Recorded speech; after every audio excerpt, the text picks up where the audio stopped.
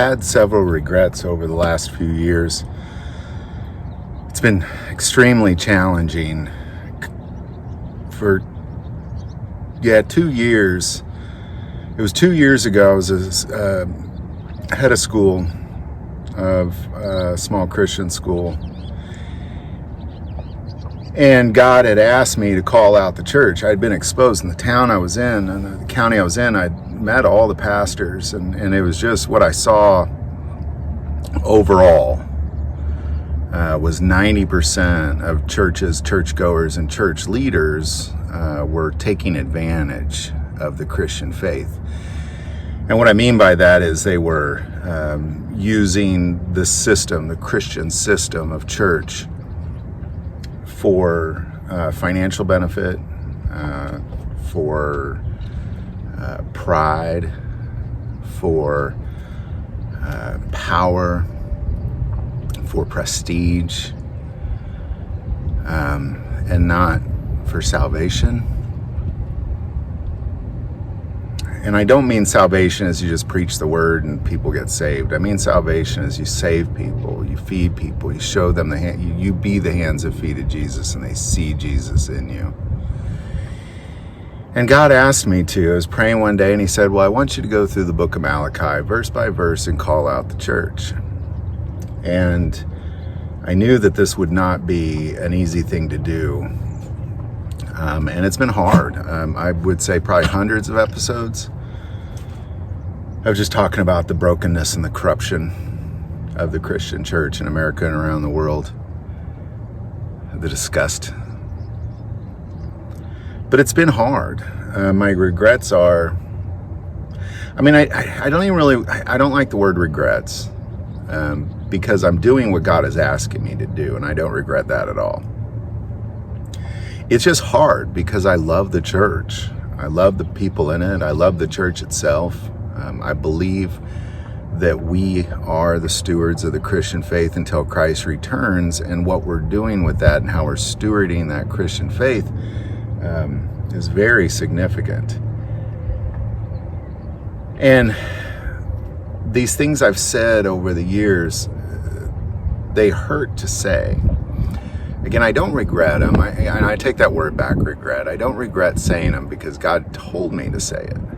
And I'm going to do whatever he tells me to do, but it's still hard. There's no pleasure in it. There's no joy in it. There's no fulfillment in it. It's just hard. I've lost a lot of friends over it. I've made several enemies. I've received death threats, numerous death threats over the last couple of years. But here we are, and we're still doing it. God said do it, and we're going to do it. And this is sometimes when we know that we're doing the work of God, is when there's just so much adversity against what it is you're trying to do. And as we go through the book of Matthew, where Jesus talks about the end times, he's talking about the faithful and evil servant. And I just want to take a moment and talk about the good servants out there, because there's a lot of good servants out there. Compared to the vast majority of the corrupt servants, there's not. But the way I talk, sometimes you'd think there's none, but there are. There's a lot of good servants out there. There's people they're desperate to feed the hungry, clothe the naked, take care of the widows, the orphans, and visited the prisoners and sick. And Jesus said, "Who then is a faithful and wise servant, whom his master made ruler over his household, to give them food in due season?" What he's saying is he put us in charge of the church, and we're to feed people, not just the word of God and gather. We're to literally feed people. Blessed is that servant whom his master, when he comes, will find so doing. Assuredly, I say to you that he will make him ruler over all his goods. And I say that because there's a lot of good pastors out there. There's a lot of good churches out there, but chances are they're probably small.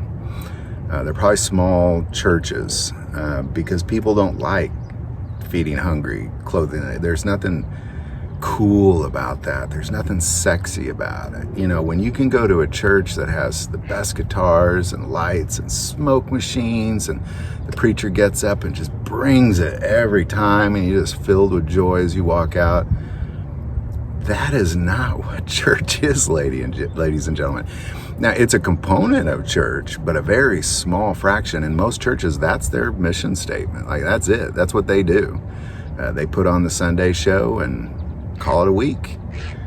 That is not church, ladies and gentlemen. This is church. Your church.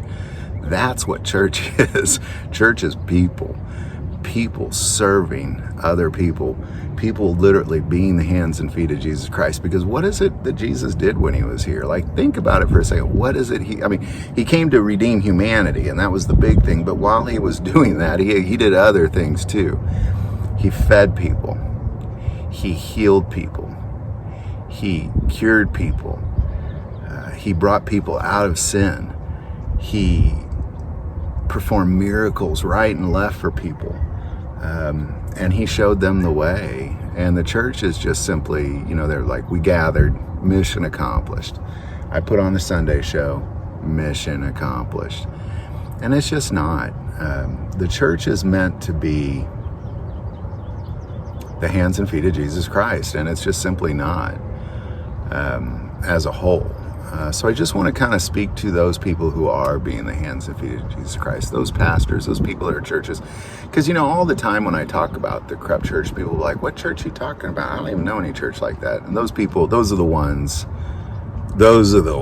you know, that are reaping the system and being like, well, you know, my church, we put on a great Sunday show. What are you talking about? Those are the ones. But when somebody says, you know, our church feeds people, our church visits prisoners, our church takes care of widows and orphans, those churches, those are the few, those are the good servants. We just need more good servants. But people just don't think that's cool or sexy. It's not cool to go visit prisoners. It's not cool to go to hospitals. It's not cool to feed people. It's not cool to take care of widows and orphans. Now those guitars and light shows, those are cool. There's nothing sexy about being the hands and feet of Jesus Christ. So they want to be about that. They want to go and they want to just be a part of the show. The show is cool. The show's the cool part. Let's be a part of that. But the rest of that, we want nothing to do with. Be the good servant. Jesus needs more good servants. And how beautiful would it be to stand there and you be serving when he returns? He says he'll put you over everything in his kingdom. What a beautiful thing, because he can trust you. Be a trustworthy good servant. Any thoughts on that? Put in the comments below. Like this video, click like and subscribe. Feel called to support this channel with Patreon. That link is also below. For the most important part of this channel, we take prayer requests, so please don't ever hesitate to send that in. Thank you for watching this episode of God, Family, and Guns. And as always, love God, love your family, and love guns.